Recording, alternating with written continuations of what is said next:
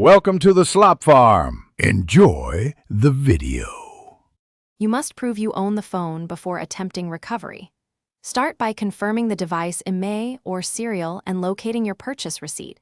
Once done, charge the battery above 50% and connect it to the internet. Make sure you remember the Google account email tied to the device, not guessing, but the exact address.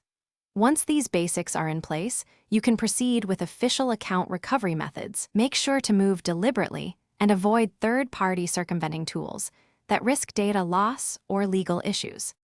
Now use the built-in authorized recovery paths. Try Google account recovery using the exact account email.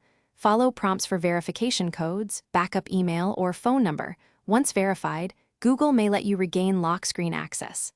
If the phone is linked to Find My Device, sign in with that same account and use its lock or locate features responsibly.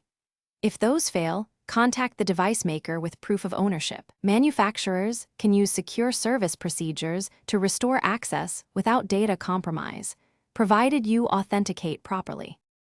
If online recovery stalls, take the device to an authorized service center. Bring ID, purchase proof, and account info.